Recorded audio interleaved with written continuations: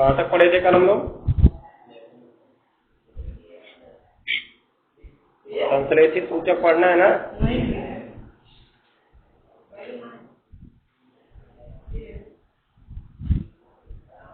चलो संश्लेषित सूचक में लिखो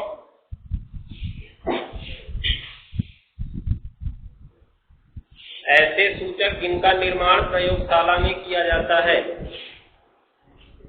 ऐसे सूचक जिनका निर्माण प्रयोगशाला में किया जाता है संश्लेषित सूचक कहलाते हैं।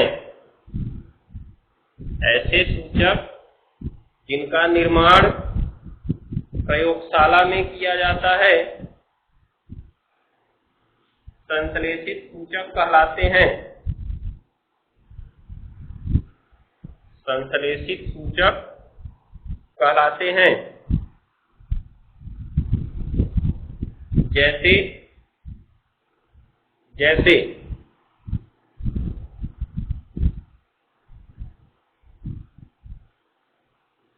जैसे फिनाफ्थलीन, जैसे फिनाफ्थलीन,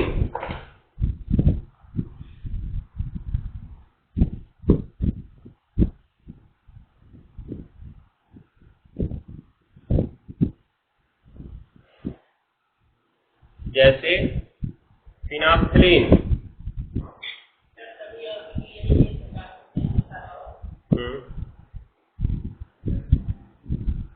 हो गया?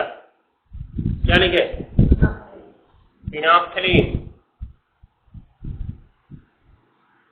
डैश देके इसके अंदर लिख लो यह रंगहीन होता है। यह रंगहीन होता है, कहने का अर्थ इसका कोई रंग नहीं होता है। ठीक है? यह रंगहीन होता है। हो गया? जब इसे अम्लीय विलयन में मिलाते हैं, जब इसे अम्लीय विलयन में मिलाते हैं, जब इसे अम्लीय विलयन में मिलाते हैं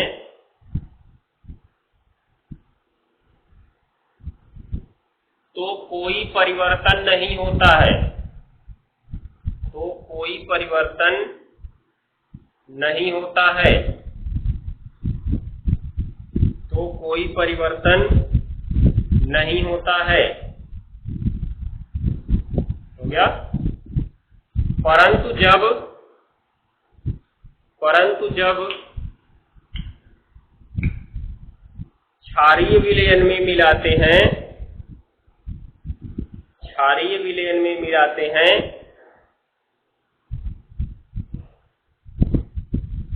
तब यह गुलाबी हो जाता है। तब यह गुलाबी हो जाता है।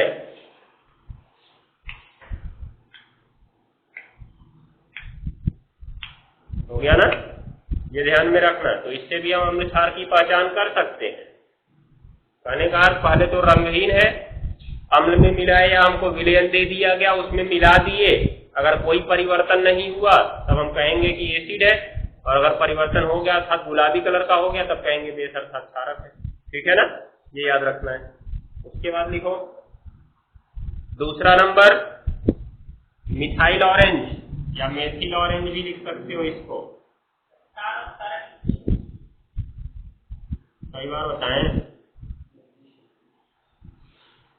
बताओ जी क्षार और क्षारक में क्या अंतर होता है?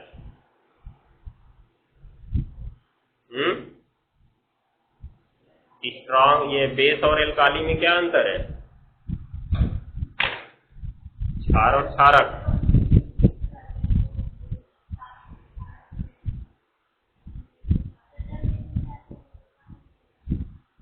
प्रबल क्षारकों को ही क्षार कहते हैं। यही तो था हमारा नियम। हेडिंग भी हमने लिखवाया था, प्रबल क्षारक या क्षार, स्ट्रॉन्ग बेस या एल्काली लिखवाए थे। अर्थात जो प्रबल क्षारक बनाएगा वही क्षार कहलाएगा, दुर्बल क्षारकों को हम क्षार नहीं कह सकते। ध्यान देना, तो यही अंतर होता है।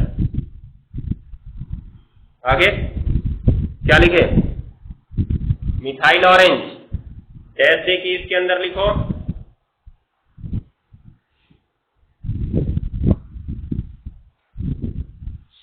इसका रंग ऑरेंज होता है,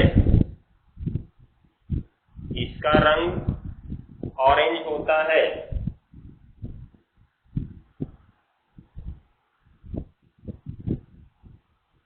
हो गया?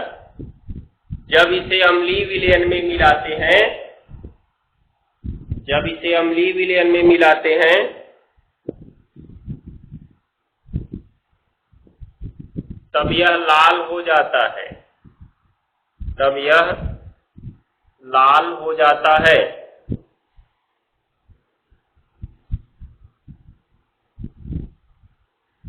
तब यह लाल हो जाता है।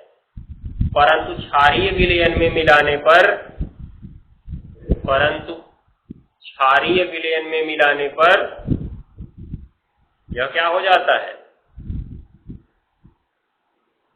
पीला हो जाता है। क्षारीय विलयन में मिलाने पर यह पीला हो जाता है। हो गया ना? ये तो हमारे दो प्रकार के सूचक हो गए। अब और सूचक है, जैसे प्याज हो गया, लौंग हो गया, इनका भी प्रयोग सूचक के रूप में किया जाता है। ये अपने गंध के आधार पर अम्ल और क्षार को बताते हैं कि अम्ल है कि क्षार है। ठीक है? तो जैसे हम लिख सकते हैं एक इंडिकेट पॉइंट, इंडिकेट पॉइंट कुछ ऐसे पदार्थ जैसे प्याज व लौंग, प्याज व लौंग को हो गया विलयन में मिलाने पर, को विलयन में मिलाने पर ये अपने गंध परिवर्तन के द्वारा, ये अपने गंध परिवर्तन के द्वारा, ये अपने गंध परिवर्तन के द्वारा हो गया अम्ल या क्षार की पहचान कराते हैं। अपने गंध के द्वारा अम्ल या क्षार की पहचान कराते हैं।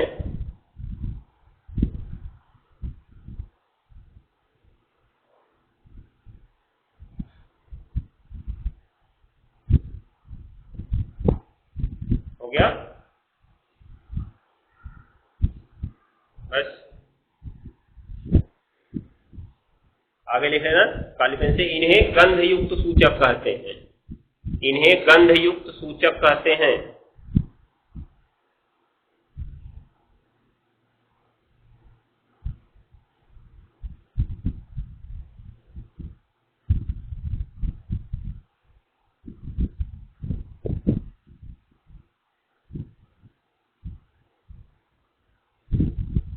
हो गया?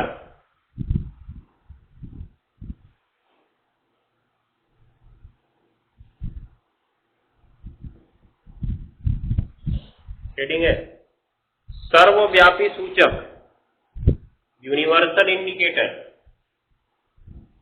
सर्वव्यापी सूचक, यूनिवर्सल, UNIVERSAL, इंडिकेटर, INDE, सही लिख रहे हैं? DI होता है, INDICATOR, यूनिवर्सल इंडिकेटर। हो गया? तो लिखो विभिन्न प्रकार के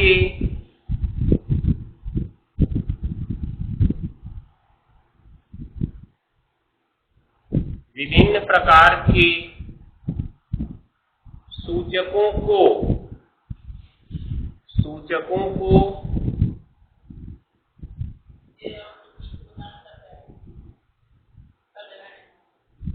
नहीं, कहने का मतलब सर्वव्यापी होने का अर्थ ये है कि यह अम्ल और क्षार की पहचान के साथ साथ उनके पीएच मान को भी बता देगा।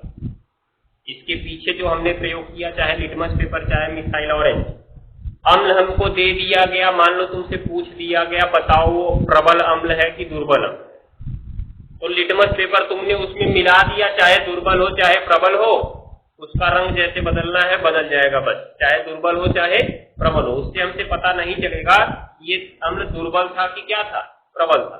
लेकिन जब हम इस सर्वव्यापी अम्ल को बताते हैं तो यह जैसे जैसे अम्ल की प्रबलता बढ़ती जाएगी इसका रंग बदलता जाएगा, क्षारक की प्रबलता बढ़ती जाएगी तो इसका रंग बदलता जाएगा, उदासीन विलयन में होगा तो इसका एक निश्चित रंग होगा, ठीक है ना। तो धीरे धीरे रंग बदलेगा, जिससे हमको पता चलेगा कि इस रंग पे पहुंच चुका है इसका मतलब ये प्रबल है, इस रंग पे पहुंच चुका है इसका मतलब ये दुर्बल है, इस रंग पे पहुंच चुका अर्थात यहाँ उदासीन है, इस रंग पे पहुंच गया अर्थात ये प्रबल क्षारक है, इस रंग पे पहुंच गया अर्थात ये दुर्बल क्षारक है, ठीक है ना। तो इस प्रकार से, तो इसीलिए सर्वव्यापी सूचक बनाया गया जो विलयन की अम्लीयता या क्षारीयता के साथ साथ उनके पीएच मान को भी बताती है। विलयन हमको दे दिया जाएगा, उसमें सर्वव्यापी सूचक को मिला देंगे तो हम बता सकते हैं कि इसका पीएच मान है कितना, ठीक है। और पीएच मान से हम आसानी से अम्लीय और क्षारीय बता सकते हैं। अभी पीएच मान नीचे हम लोग पढ़ते हैं, ठीक। तो लिखो इसमें क्या लिखे,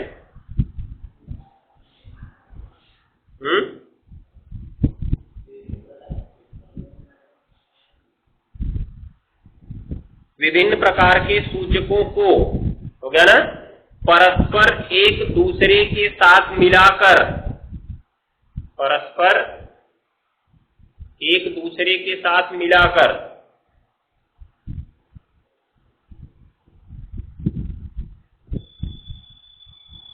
परस्पर एक दूसरे के साथ मिलाकर, हो गया, एक ऐसा सूचक प्राप्त किया जाता है, परस्पर एक दूसरे के साथ मिलाकर एक ऐसा सूचक प्राप्त किया जाता है जो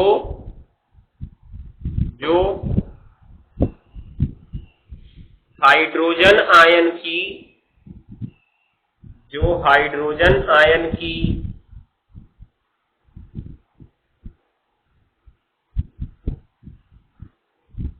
भिन्न भिन्न सांद्रताओं पर, हाइड्रोजन आयन की भिन्न भिन्न सांद्रताओं पर, हाइड्रोजन आयन की भिन्न भिन्न सांद्रताओं पर, हो गया, अलग अलग रंग प्रदर्शित करता है, अलग अलग रंग प्रदर्शित करता है, तो इसे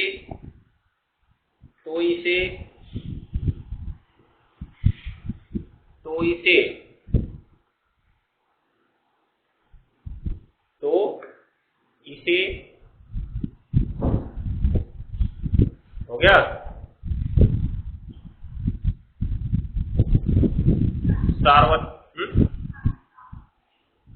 सांद्रता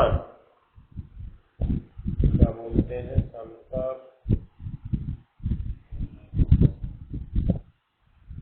हिंदी में जो गाढ़ापन होता है उसी को सांद्रता कहते हैं।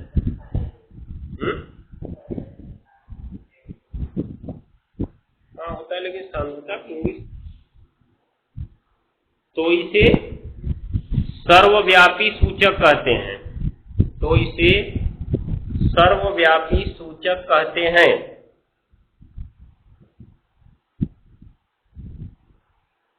तो इसे सर्वव्यापी सूचक कहते हैं, हो गया ना। तो लिखो नीचे पैराग्राफ चेंज करके, सर्वव्यापी सूचकों के द्वारा, सर्वव्यापी सूचकों के द्वारा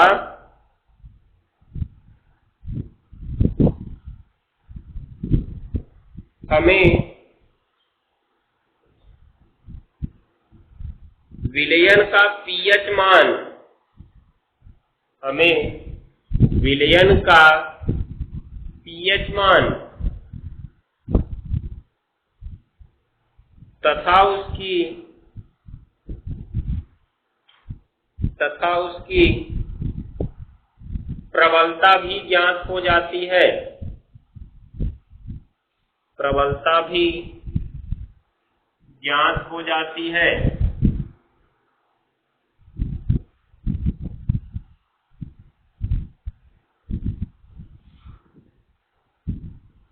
हो गया ना?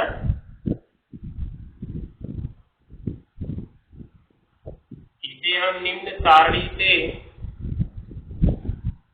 ज्ञात कर सकते हैं, इसे हम निम्न सारणी से ज्ञात कर सकते हैं।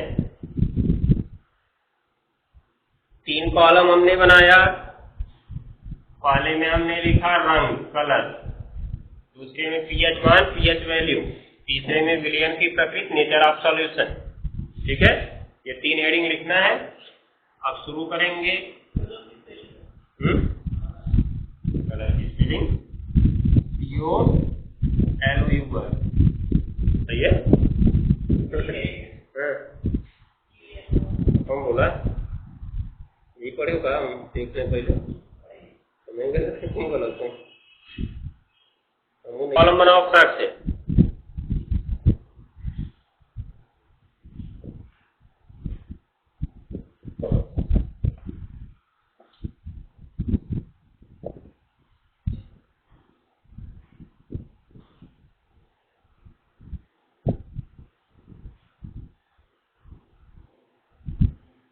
हो गया?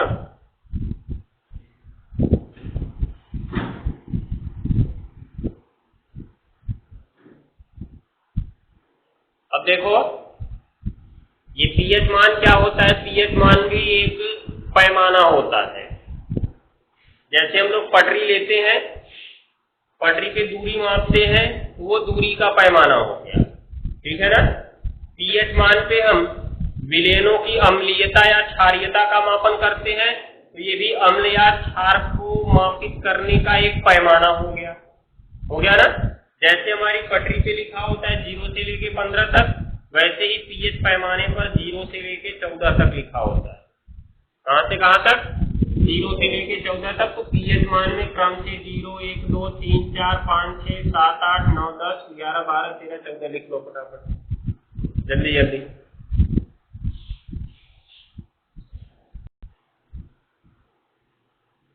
हो गया? तो 14 तक हमको लिखना है। 0 से लेके 14 तक लिखा, मतलब तुमने कितनी संख्याएं लिखी? 15। 14 नहीं, 15, 0 भी है साथ। 15 तुमने लिखा। इसमें जो 7 होगा ये उदासीन होगा। क्या होगा? उदासीन। ठीक है?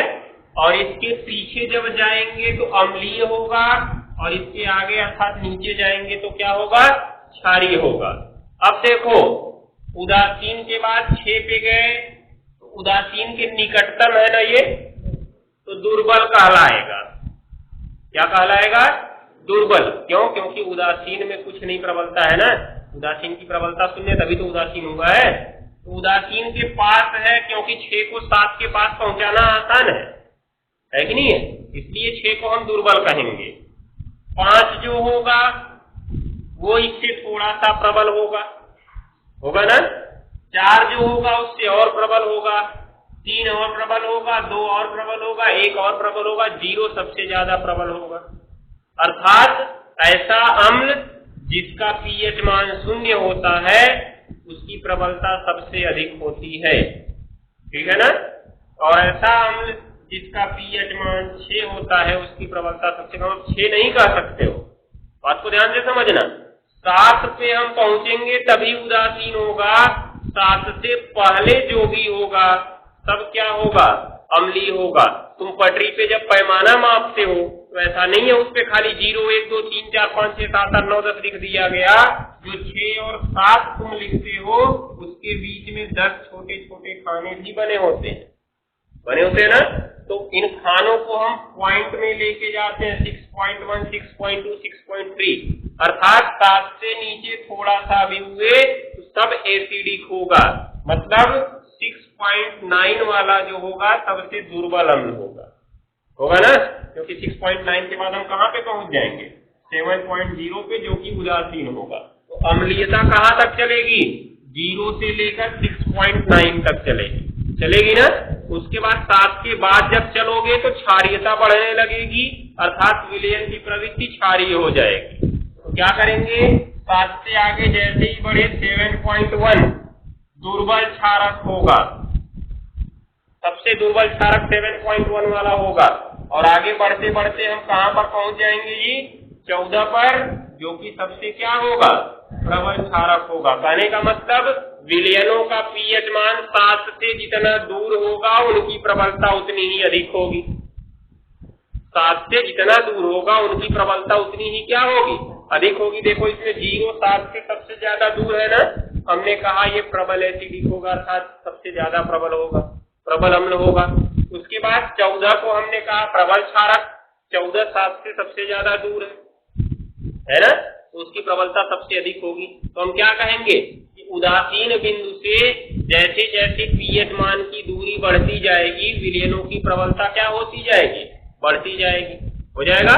तो क्या होगा, 6, 5, 4 तक तो कुछ दुर्बल रहेगा, इसके बाद से प्रबल कहलाने लगेगा। तो इसमें भी सबसे ज्यादा प्रबल कौन होगा, 0 वाला। लेकिन जब तक हमारे पास तुलना करने के लिए विलयन नहीं होते हैं तब तक हम उनको यहाँ पर सिंपल तरीके से प्रबल या दुर्बल नहीं कहेंगे। ठीक है, पीएच के आधार पर हम क्या करेंगे, एक तो पैमाना अपना हमने मान लिया कि जब ज्यादा दूर बढ़ता जा रहा है तो प्रबलता बढ़ती जा रही है, इसका मतलब यहाँ से दूरी लगभग ज्यादा हो चुकी है। तीसरे से देखा जाए तो 3, 2, 1 और 0 वाले को हम क्या कर सकते हैं, प्रबल कह सकते हैं। 4, 5, 6 वाले को दुर्बल कह सकते हैं। इसमें कभी कभी थोड़ा आगे पीछे हो जाता है, अभी 4 वाले को किसी को प्रबल मान लिया जाता है, जैसी उसकी प्रकृति हो जाती है। तो इसमें हम लोग विशेष रूप से इसको प्रबल या दुर्बल नाम नहीं देते हैं, बस केवल अम्लीय और क्षारीय नाम देते हैं। पीएच पैमाना पता करते हैं, इसका रंग पता करते हैं। ठीक, अभी जैसे जैसे हम लोग पढ़ते जाएंगे विलयन हमको अपने आप पता चलता जाएगा कौन प्रबल है कौन दुर्बल। चलो लिखो, ये गिनती पूरा लिख लिए ना। अब 0 वाले से शुरुआत करो। 0 वाले का रंग होता है गहरा लाल, गहरा लाल, अर्थात जो सर्वव्यापी सूचक है। कौन, सर्वव्यापी सूचक, उसे विलयन में मिलाने पर अगर गहरा लाल रंग प्राप्त हो गया तब हम कहेंगे उसका पीएच मान 0 है, अर्थात सबसे प्रबल अम्ल होगा। वो होगा ना, जो सर्वाधिक प्रबल अम्ल होगा वही विलयन में जाने के बाद कौन सा रंग देगा, गहरा लाल रंग देगा। ठीक है, ये याद रखना है। गहरा लाल, पीएच मान 0, विलयन की प्रकृति लो अम्ली, चाहे प्रबल अम्लीय भी लिख सकते हो।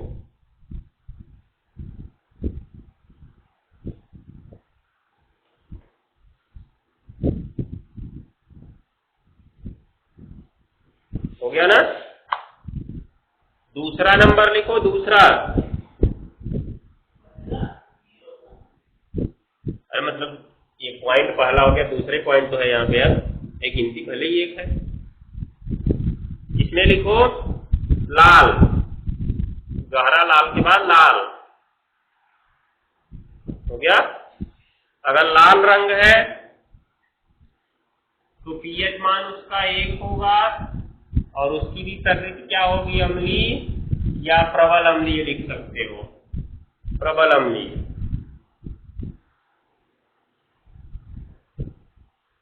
हो गया ना।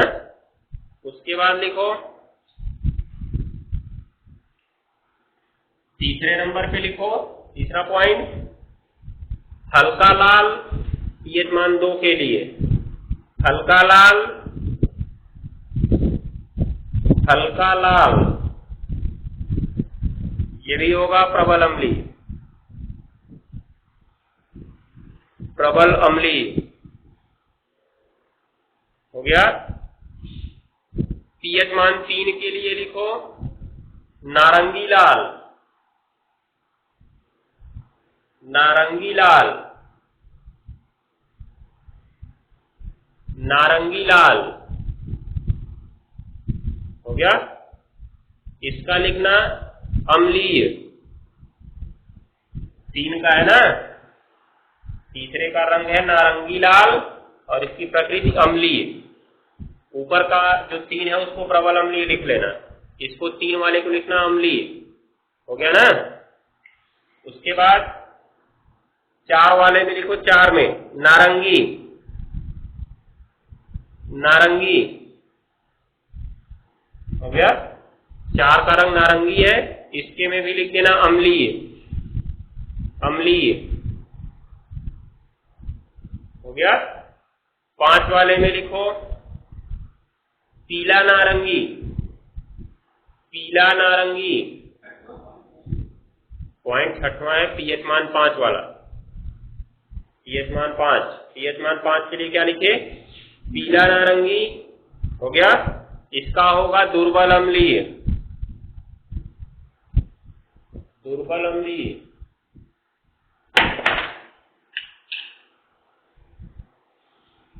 हो गया ना, दुर्बल अम्लीय। आगे लिखो,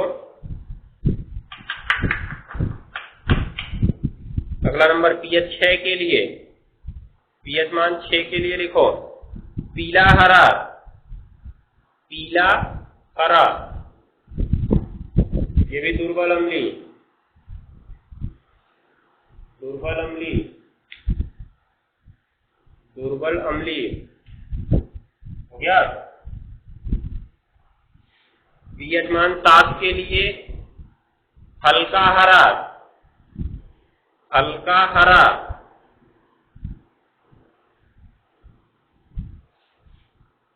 हो गया ना।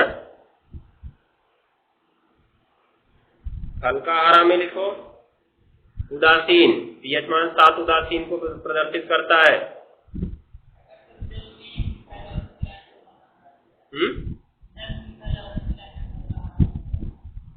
मिथाइल ऑरेंज नहीं, वो विशेष प्रकार का सूचक बनाया जाएगा तब सर्वव्यापी बनेगा ना। मिथाइल ऑरेंज सर्वव्यापी सूचक नहीं है, जब कई सूचकों को आपस में मिलाया जाता है तब सर्वव्यापी सूचक बनता है। परिभाषा में ही देख लो, बोला गया ना जब विभिन्न सूचकों को आपस में मिला के एक नया सूचक तैयार किया जाता है, ध्यान में रखे रहना। आगे लिखो, पीएच 8 के लिए लिखो हल्का नीला, हल्का नीला, क्षारकीय लिखना, क्षारकीय, क्षारकीय हो गया ना। 8वें का रंग बोले हरा नीला, हल्का नहीं हरा नीला कर लो जी, हरा नीला है 8वां नंबर, हरा नीला, ये क्षारकीय होगा, क्षारकीय अर्थात दुर्बल, ठीक है। उसके बाद 9 का लिखो 9 नीला, नीला, ये भी क्षारकीय होगा, क्षारकीय। 9 के बाद 10 का लिखो, 10 का गहरा नीला, 10 का गहरा नीला हो गया।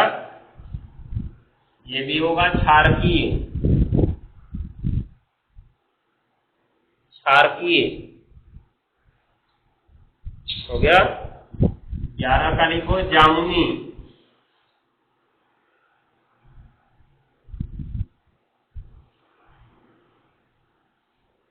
जामुनी, जामुन के रंग का आ जाएगा तो इसको भी क्षारकीय ही लिखो, भी क्षारकीय हो गया। 12 वाले पे आ जाओ, 12 का रंग होता है गहरा जामुनी,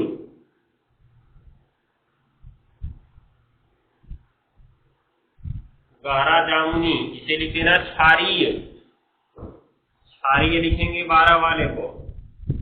क्षारीय मतलब इसमें प्रबल का गुण आने लगा है अब, ठीक है ना। 13 नंबर बैगनी, ये भी क्षारीय होगा। 14 नंबर गहरा बैगनी, ये भी क्या होगा, क्षारीय होगा। तो इस प्रकार से अगर तुम्हें कोई सर्वव्यापी सूचक दे दिया जाए और एक विलयन दे दिया जाए तो तुम विलयन की प्रबलता, उसका पीएच मान भी बता सकते हो, क्योंकि जब उस सर्वव्यापी सूचक को तुम विलयन में मिलाओगे तो रंग इन 15 में से कोई तुमको मिल जाएगा। उन 15 रंगों के आधार पे हम पीएच मान बता सकते हैं, ठीक है। उसके बाद बता देंगे कि वो कैसा है, प्रबल क्षार है, चाहे उदासीन है, चाहे प्रबल अम्ल है, चाहे दुर्बल अम्ल है। डेसिमल पॉइंट यहाँ से हमको अभी नहीं पता चलेगा। डेसिमल पॉइंट कब पता चलेगा, जब हम सवाल लगाएंगे। तो हम पीएच मान पढ़ेंगे, गणितीय सूत्र पढ़ेंगे, ठीक है। गणितीय सूत्र में जब सवाल लगाएंगे तब हमको पीएच मान मिलेगा। संभवतः यहाँ पे तुम लोग का दशमलव वाला होगा नहीं, यहाँ पे तुम लोग के ऐसे सवाल होंगे जिसमें सीधा सीधा आंसर मिल जाएगा, जैसे 1 2 3 4 5 6 7 में से कोई डेसिमल पॉइंट वाला नहीं मिलेगा, क्योंकि डेसिमल पॉइंट वाला सवाल बड़ा होता है, परेशानी कर सकती है उसमें। आगे पढ़ोगे, यहाँ पे नहीं है तो कक्षा 11 में पढ़ोगे, फिर से हमने 4 और नंबर पूरा विस्तार पूर्वक पढ़ोगे, वहां पे इनको फिर से पढ़ना होगा और डेसिमल पॉइंट भी वहां पे मिलेगा, ठीक है ना। शुरू करते हैं अब हेडिंग लिखो, जल का आयनिक गुणनफल। जल का आयनिक गुणनफल, आयनिक प्रोडक्ट ऑफ वाटर।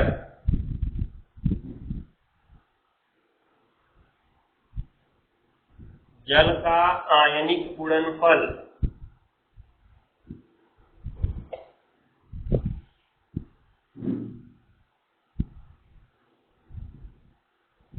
हो गया।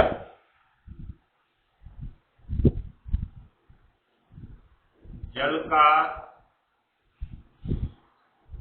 आयनिक गुणनफल, आयनिक प्रोडक्ट ऑफ वाटर हो गया।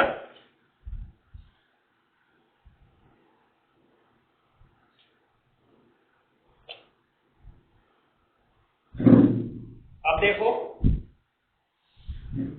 आयनिक गुणनफल से अर्थ क्या है, आयनों का गुणनफल, ठीक है। तो अब ये आयनों का गुणनफल करने का मतलब नहीं किसी में आयन है Na प्लस और Cl माइनस तो इसका गुणा कर दो, जैसे 3 चौका 12 होता है वैसे Na प्लस और Cl माइनस का NaCl होता है, ये नहीं करना।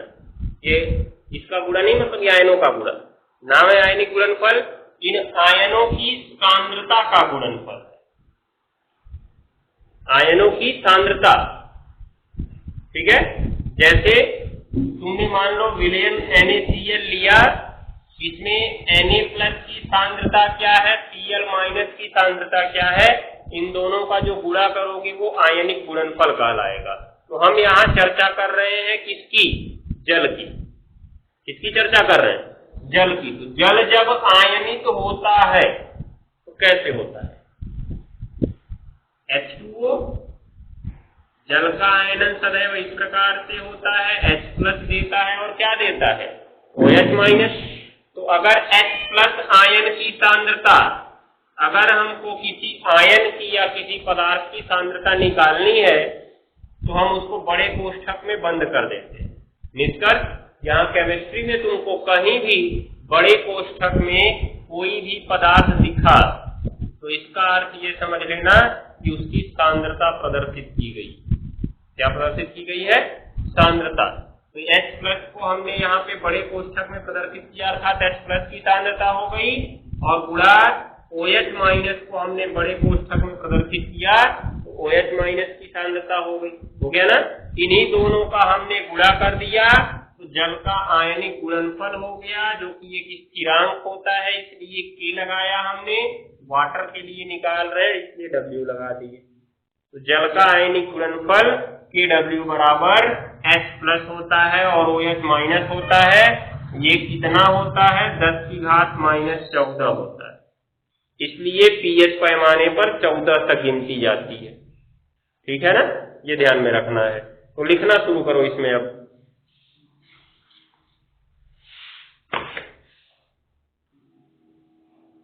किसी स्थिर ताप पर या निश्चित ताप पर, किसी निश्चित ताप पर, किसी निश्चित ताप पर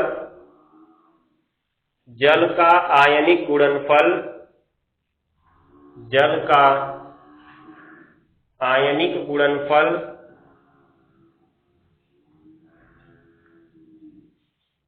जल में उपस्थित, जल में उपस्थित, जल में उपस्थित हाइड्रोजन आयनों की सांद्रता, जल में उपस्थित हाइड्रोजन आयनों की सांद्रता, जल में उपस्थित हाइड्रोजन आयनों की सांद्रता, उसको बड़े कोष्ठक में H प्लस लिख देना आगे, बड़े कोष्ठक में H प्लस हो गया ना। तथा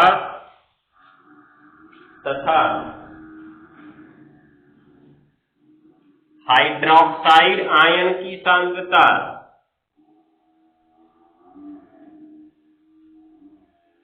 हाइड्रोक्साइड आयन की सांद्रता,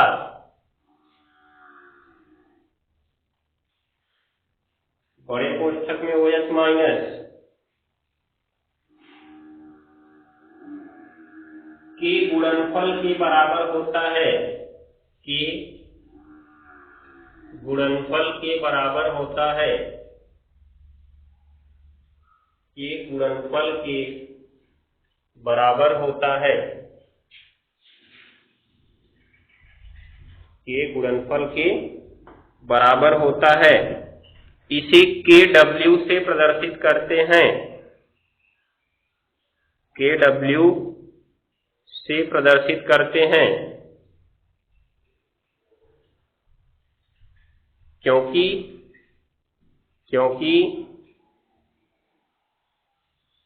यह स्थिर ताप पर, क्योंकि यह स्थिर ताप पर स्थिर होता है।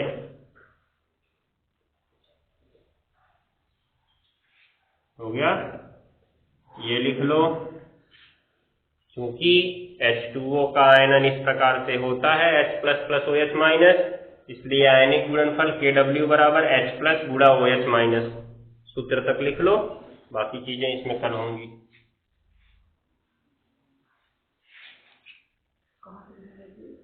यहां से लिखना ये रिएक्शन, फिर नीचे ये फॉर्मूला।